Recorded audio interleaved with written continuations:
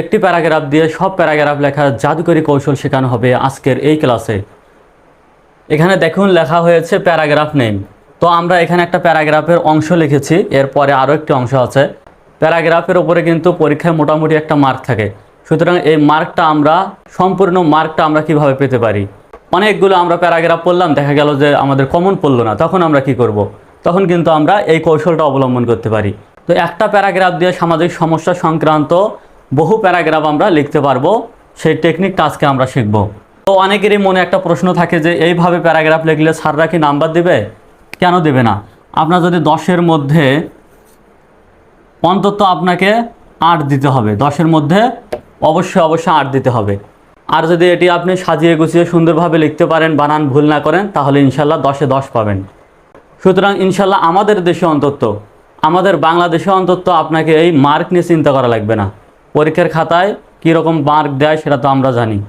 শুধু একটু সুন্দরভাবে লিখলেই ইনশাল্লাহ ফুল মার্ক পাবেন, কোনো সমস্যা নেই, মার্ক নিয়ে কোনো চিন্তা করতে হবে না। তো চলুন এখন আমরা এই ক্লাসটি সুন্দরভাবে বুঝবো যে কৌশলগুলো আসলে কি কৌশলটা অবলম্বন করব, কিভাবে লিখবো প্যারাগ্রাফটা, যাতে করে আমরা ফুল মার্কটাই পাই। উপরে দেখেন আমি লিখে রেখেছি প্যারাগ্রাফ নেম, মানে প্যারাগ্রাফের নাম। তো প্যারাগ্রাফের নামটা এখানে হবে।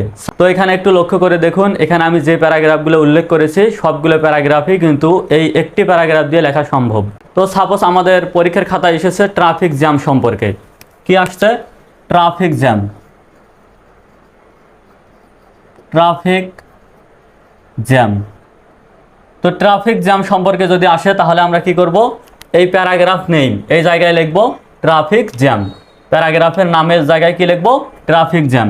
যদি পরীক্ষায় আসে যে এনভায়রনমেন্ট পলিউশন, তাহলে প্যারাগ্রাফের জায়গায় কি দেব? Environment pollution. এবং এই টপিকের জায়গাগুলোতেও কিন্তু প্যারাগ্রাফের সেম নামটা আমরা ইউজ করব।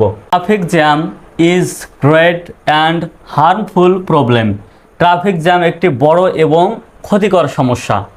It is one of the major problem in modern society. It is one of the major problem, এটা একটা অন্যতম সমস্যা, অন্যতম বড় সমস্যা ইন মডার্ন সোসাইটি, আধুনিক সমাজে। ট্রাফিক জ্যাম হচ্ছে একটা মেজর সমস্যা আমাদের আধুনিক সমাজে।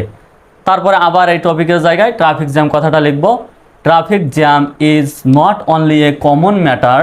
ট্রাফিক জ্যাম শুধু একটি সাধারণ ব্যাপার নয় ফর আওয়ার ওন কান্ট্রি, আমাদের নিজেদের দেশের, but also for other countries too. এটা অন্য দেশের জন্যও কি সাধারণ সমস্যা, এটা অন্য দেশের জন্য একটা সাধারণ সমস্যা। ইট ইজ ইনক্রিজিং, এটা বৃদ্ধি পাচ্ছে ডে বাই ডে, দিনের পর দিন। হুইচ ইজ অ্যাফেক্টিং, যেটা ব্যাহত করছে আওয়ার নর্মাল লাইফ, আমাদের স্বাভাবিক জীবন। তো এটা হচ্ছে দিনের পর দিন বৃদ্ধি পাচ্ছে, যার ফলে কি হচ্ছে? আমাদের যে সাধারণ জীবনযাত্রা সেটা ব্যাহত হচ্ছে।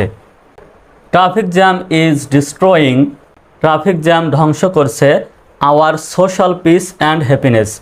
আওয়ার সোশ্যাল পিস, আমাদের সামাজিক শান্তি, অ্যান্ড হ্যাপিনেস, এবং সুখ।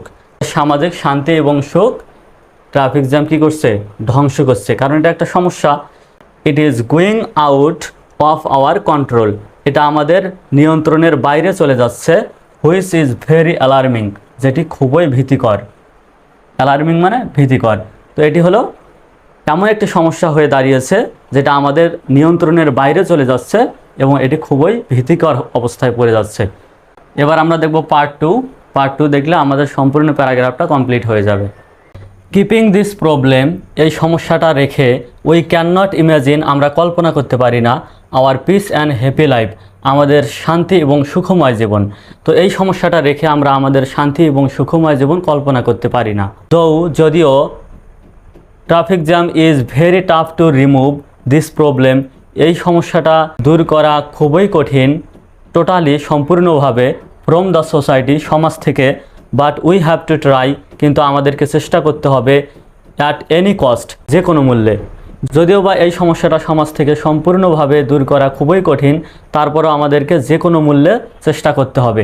প্রপার স্টেপস, উপযুক্ত পদক্ষেপ, should be taken to prevent it as early as possible, যত তাড়াতাড়ি সম্ভব এটি প্রতিরোধে আমাদের তাড়াতাড়ি পদক্ষেপ নেওয়া উচিত। যত তাড়াতাড়ি সম্ভব এটি প্রতিরোধে তাড়াতাড়ি পদক্ষেপ নেওয়া উচিত। উই অল শুড ওয়ার্ক, আমাদের সবার কাজ করা উচিত। এগেনস্ট দিস প্রবলেম, এই সমস্যাটার বিরুদ্ধে। তো এই সমস্যাটার বিরুদ্ধে আমাদের সবার কাজ করা উচিত।